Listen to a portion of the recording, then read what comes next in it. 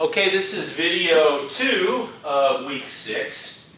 Last video I talked a little bit about power factor. I do encourage you to watch the power factor video that I gave you because it's a pretty good one, the one with the beer analogy. Also a couple of really good videos from our partner JATC in Wyoming. I don't think they're our partner, but they're another JATC in Wyoming that puts out some pretty good videos. A little different style, a fellow sitting at a computer just running through the circuit, but a lot of his stuff is clearer probably than mine just because he's not in front of the camera, clowning to the camera like I am. So last week we looked at a circuit that was an RLC. I gave you a little bit of preview on RLC circuits. Alternating current, that means there's a resistor, there's an inductor, and there's a capacitor.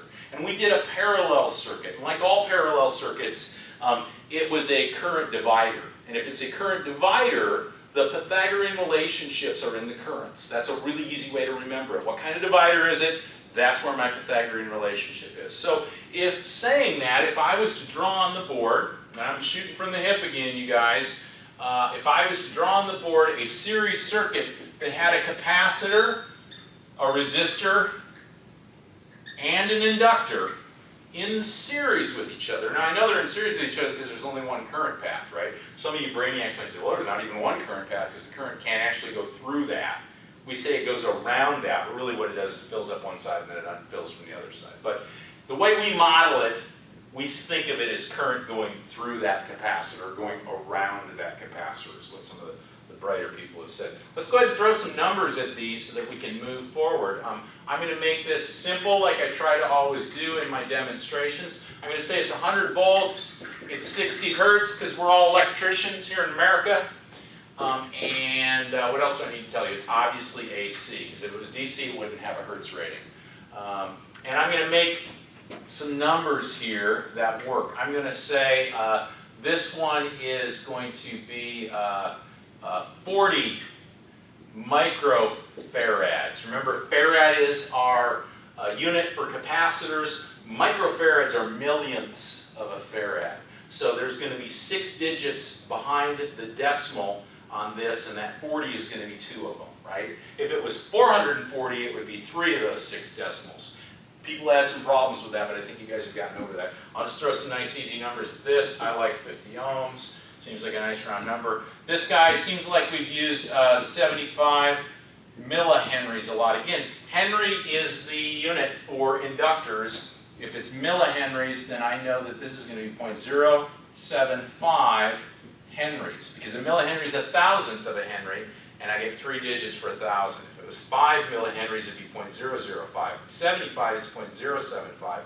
If it was 775, it'd be 0.775 henries. Microfarads, 0.0004, and I could throw another 0 in there, just because I got it, just to keep from confusing, farads, right? So now, here's the thing some people got mixed up on. X sub c equals 1 over 2 pi fc, whereas x sub l equals 2 pi fly without. So those are inverts of each other, and that matters later. As it turns out, if you were to change the frequency, which we don't do as electricians, but it's kind of cool to know this, if I change the frequency, let's say I raise the frequency up from 60 hertz to something more than 60 hertz, this number is going to have f in the bottom, right? So if f goes up, the whole number gets smaller. So as frequency goes up, x sub c goes down. As frequency goes up here, or say it's the same frequency because I'm putting it on the same circuit, in this equation, because it's not an indirect relationship, it's a direct relationship, as f goes up, x sub l goes up. Not sure why I drew f as a lower in one and higher in the other. I tried to always do it as a lower, f for frequency, so as that f itself can be for farads, just to keep things straight. So let's do the math on those. Clear. Hopefully I can do it right while I'm standing in front of you. So if I'm going to go 2 times pi times 0.00040, I don't have to hit that other 0, but I can, 0 times, so let's see, I've got 2 pi, that times 60. I forgot to dump the 60. It doesn't matter if I do it out of order. I get a really ugly small number that I know is not right. I hopefully don't have 15 milliohms, because that would be worthless to me as an electrician. So I'm going to invert that, because that's the other part of this equation that I almost forgot. So I'm just going to hit the x to the -1 button, enter, and I get 66.31 ohms for x sub c. 66.31. I'm going to go ahead and dump that in over here. 66.31 ohms. And I'm going to erase some of this just to try and keep my board a little bit cleaner. 66.31 ohms. X sub L, I'm going to go ahead and do it. 2 pi 60 times, what did I say, 0.075. And that equals 28.274, which I'm just going to call 28.27 ohms. I'm going to round the 4 down because I can do that. So I'm going to go ahead and erase that stuff. Okay, I now have all of the values I need to calculate Z. Now remember, Z is total impedance. So Z is made up of the reactance at the capacitor, the resistance at the resistor, and the reactance at the inductor. But the reactance at the inductor and the reactance at the capacitor are 180 degrees out of phase with each other. Each one is 90 degrees out of phase with the resistor. So when I draw my triangle, remember the triangle is just our representation of these phasors, right? So here's our phasor diagram that will turn into a triangle. And I like to put my resistor here. So I've got 50 ohms of resistance. And I've got at my capacitor, I drew the capacitor at the top, so I'll stick with that. I've got 66.31 ohms. And down here at the inductor, I've got 28.27 ohms. So the first thing I've got to do before I build my triangle is I've got to take the difference between these two things, because they're pulling against each other opposite. Before I even calculate in what the resistor is doing pulling to the side, I need to make this into one cohesive force. So what I do is just subtract.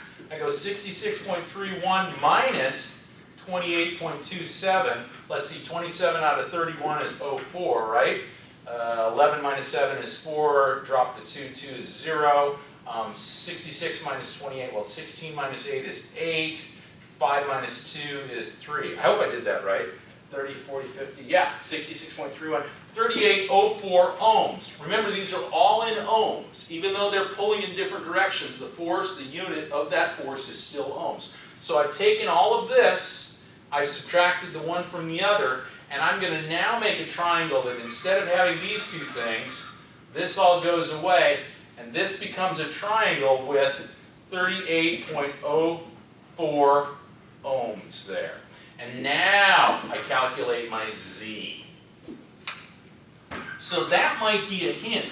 In the last video I was talking about we can change one of our values to make something different. And you'll notice these two cancel each other out. So if I was to change one of those two values, I might be able to get this thing down closer to 0.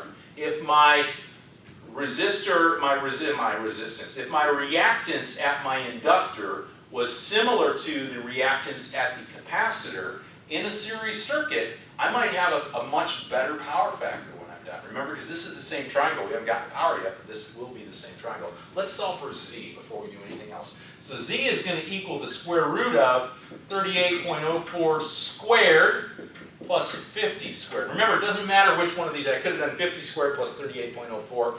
It doesn't matter which I go where. Calculator, 38.04 squared plus 50 squared equals some big, ugly, monstrous number that I can't use, but I take its square root. Second answer equals 62.82. Now, does that number make sense? Yes, it does. I can visualize that triangle. And obviously, I've drawn this triangle as though those two sides were the same, and they're not. But that makes sense because it's less than if I added up these two sides, but it's more than either one of those sides. So I think that's a legitimate number without checking my own math. If it's not, I'm sure Marcus Gibson will send me an email and tell me it's wrong. And that's good. I appreciate that, Marcus. I'm not singling you out as a bad thing. It's a good thing. A couple of other of you have pointed out when I've made mistakes on the board or when I've made a mistake in the practice key. And I really do appreciate that. I've actually given you extra credit for it. So continue that. So 68.82 units is ohms, is my Z. With my Z, I can solve my I. Ohm's law. E over Z, we learned it as R, but it's the same thing now. I got 100 volts divided by 68.82, and that equals some number that I don't know yet. 100 divided by 68.82, oops, I'm going to do that again. 100 divided by 68.82. I missed a digit on that, and I was tempted to just do it in my head, but I probably would do it wrong. 1.453488372. I'm obviously going to round some of that off. I'm going to go ahead and round that from 1.453 and change. I'm going to round it to 1.45 because I can drop the 3. It's less than 5. 1.45. And I like to go 2 digits beyond the decimal for these things. That's all I had to begin with, so I'm really not losing any accuracy. This 100, hell, that might be 98.5, it might be 102, right? If you've ever measured a voltage, they're not that super accurate. But I've got, for sake of my model, 1.45 amps. Now, series circuit. What do we know about series circuit? I can hear you through the camera. You're saying, current's the same everywhere, Jack. Yes, current is the same everywhere. So this 1.45 amps, it exists here, it exists here, it exists here. So I've got 1.45 amps going around the capacitor. I've got 1.45 amps going through the resistor, and I have 1.45 amps going through the inductor. With those things, I can calculate the voltage. The voltages, right? So I've got 3 voltages I need to calculate. I need to calculate voltage at the capacitor, because it's the first thing. I need to calculate voltage at the resistor and voltage at the inductor. I'm going to calculate how much of this 100 volts is dropped here, how much is dropped here, and how much is dropped here. And remember, this isn't a DC circuit, so Kirchhoff's is not going to work in a linear fashion. That is to say, I can't just add the 3 up for Kirchhoff's. Kirchhoff still works. The 3 voltage drops still add to 100. They just add vectorially. And that's what we're doing when we're doing our triangles, is we're adding things vectorially. We're using a cheat, kind of, because we know it's a 90-degree relationship, so we can use this easier vector math than using all the angles and the vectors. We can just say, oh, it's Pythagorean. Pythagorean's our friend, you guys, really. If you had to learn vector math, you prefer Pythagorean. I know some of you hate it right now. So E at the capacitor. Well, E equals I times R, right? Ohm's law, E, I, R. Always got to use that if I forget, but at the capacitor it's not an R, it's an X sub C. But we calculated X sub C, and thankfully I wrote it on the board because I can't remember it. Clear. So E, I don't know, but I and R I do know. I know it's 1.45 amps times 66.31 ohms. And that gives me a number of 96.15 volts. Where can I write that? 96.15 volts. I'm going to circle or square that so I can find it. Some of you guys have drawn, especially those of you who redraw the whole quiz, when you put a square around your answer, thank you for that. That makes my life so much easier because I can just look at the answers. If the answers are right, I move on. It's when the answer is wrong, I dig in a little deeper and see what you did wrong. But I really appreciate that when you put your answers in those. Voltage over here, I'm going to go 1.45 is the current times 50 ohms, because E equals I times R. In this case, it actually is an R, and I get 72.5 volts at my resistor. Solve it. I've already erased it, right? And then at the inductor, I have 1.45 amps times 28.27 ohms. 28.27 equals 40.9915.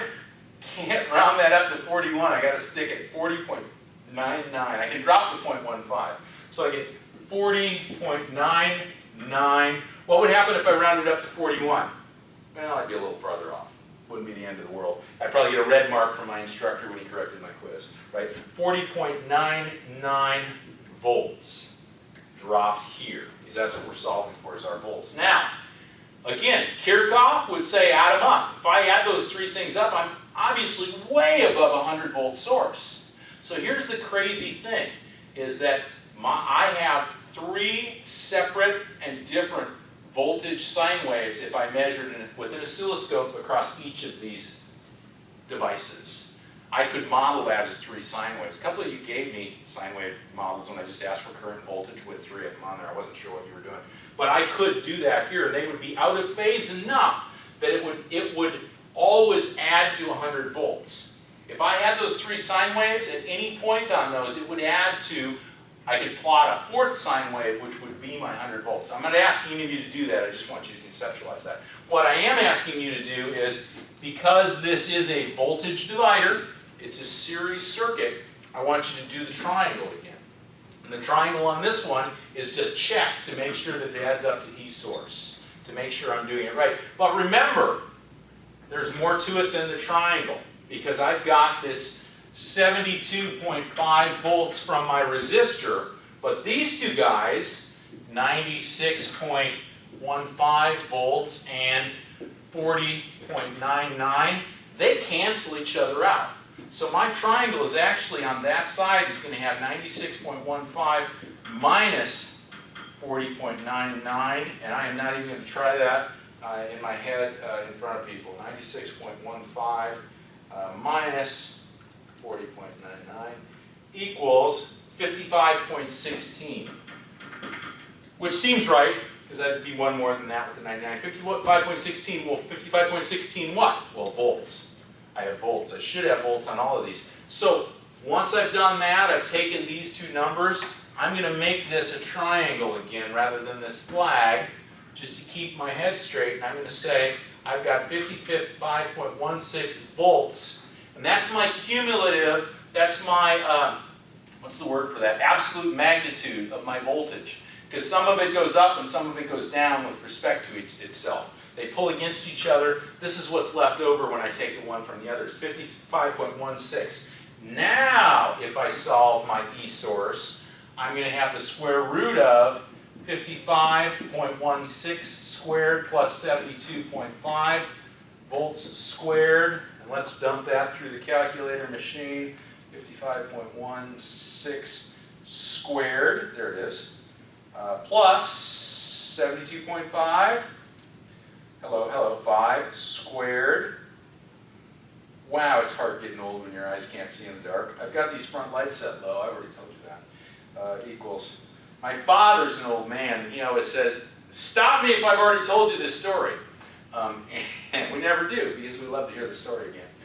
He tells much better stories than I do. So I get this big ugly number, but I still need to take its square root. Second square root, second answer, equals 91.098. I can round that 098 up into 91.10. My 098 becomes 91.10. So 91. That ain't right. What did we do wrong? I was too busy telling stories here. So this was a check, and this was not scripted. This was a check, and it's wrong. So let's see what we did wrong. I'm going to go ahead and repeat this one first. First of all, 90, 40, 50, 90. Yes, so that is right. So let's go ahead and check this out. 55.16 squared plus 72.5. Yep, 72.5 squared. And this is exactly what you guys should be doing when you get a number that doesn't work right. Second answer equals. Yeah, I did something wrong here, you guys. Let's figure this out. Let's back it up a bit. Let's recheck all of our numbers. So, I did have 1.45 amps. Let's assume we're good to there. Let's double check our voltage here. 1.45 times 66.31. Right? Because that's my X sub C.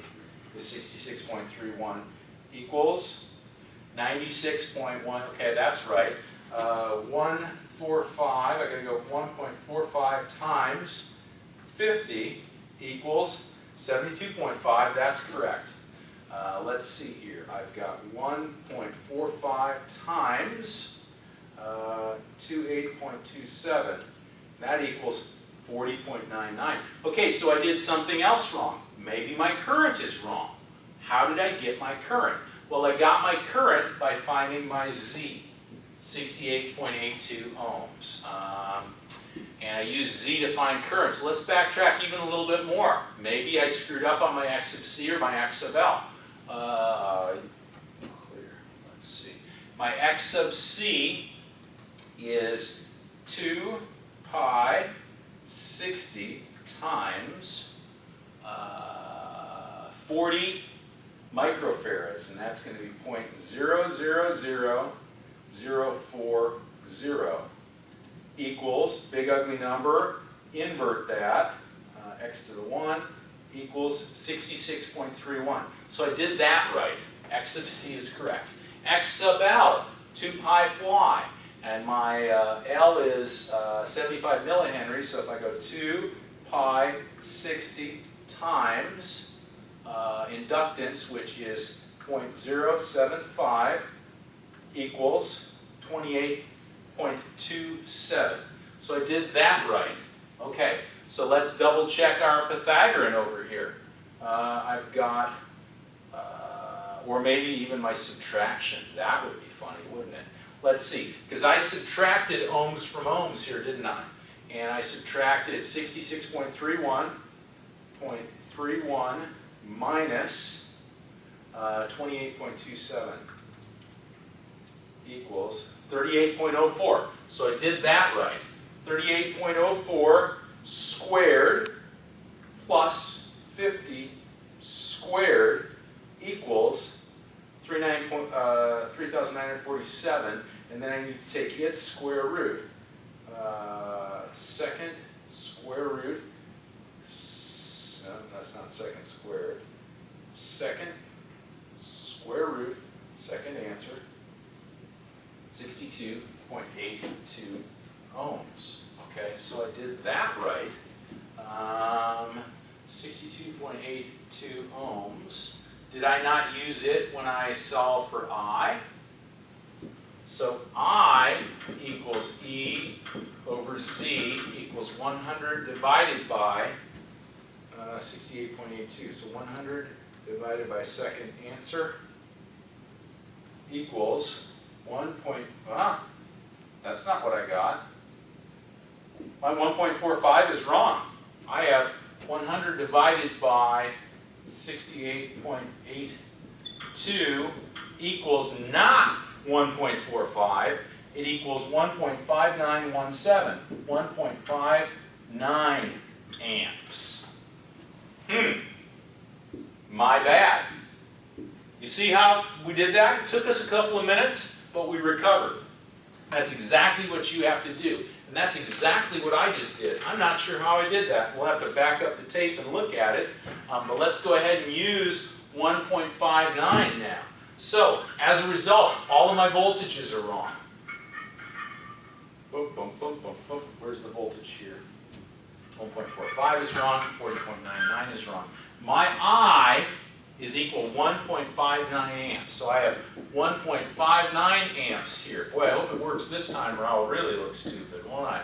1.59 amps there, 1.59 amps here. So let's go ahead and recalculate our voltages. I'm going to erase this because hopefully I did it right this time. 1.59 amps, I equals. Again, series circuit, I is the same everywhere. E at the capacitor is going to equal I times R. So 1.59 times, and it's not R, it's 66.31 X sub C ohms equals, clear, 1.59 times 66.31 equals 105.43. Now, right off the bat, you can see that I got a 100 volt source. I've got 105 volts here. Now you can say to yourself, how does it ever have more than it had source? Well, remember, this guy's charging while this is discharging, right? So as the inductor is discharging, it's pushing voltage back against the source, which actually increases the voltage to this to more than the source voltage, believe it or not. In this case, I've got 105.43 volts at the capacitor. And that's RMS voltage over the course of the sine wave. At the resistor, I've got 1.59 times 50 ohms. That's amps. Let's see, 1.59 times 50 equals 79.5 volts. Again, I should probably put boxes around this. So I got 105.43 volts, and here I've got 79.5 volts, and then the last one is the inductor, 1.59 volts, amps, times 28.27 ohms, equals 44.995, I can round it to, volts. Now, back to our triangle. Back to where we started, but never got past there. So again, I've got a flag to start out with. At my resistor, I've got 79.5 volts. I've got two voltages here. I have to subtract one from the other. I've got 105.43 volts at my capacitor, and at my inductor, I've got 44.95 volts. So 105.43 minus 44.95, and that equals 60.48. So again, I'm erasing both of those voltages and making just a triangle. 60.48 volts and 79.5 volts. Again, even as poorly as I've drawn this, this is a right triangle. I'm going to solve the hypotenuse on this triangle. The hypotenuse on this triangle, hopefully this time, now that I got my numbers right, actually comes out to 100, because this was my check.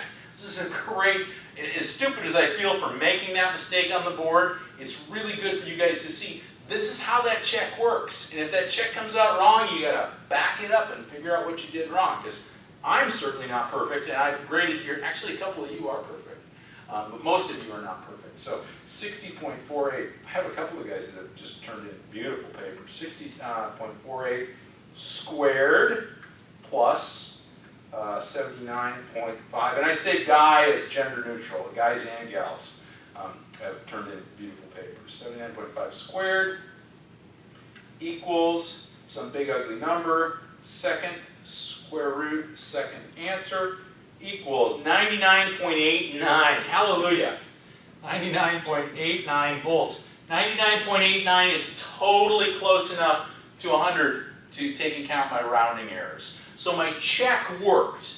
And this, believe it or not, is a Kirchhoff's addition of the three voltage drops to 100 volts. Again, it's just an addition in vector math.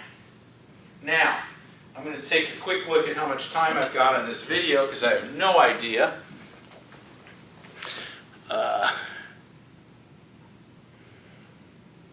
I still don't have. No, it's time to stop the video and start another one. So you guys get to watch another video. Congratulations.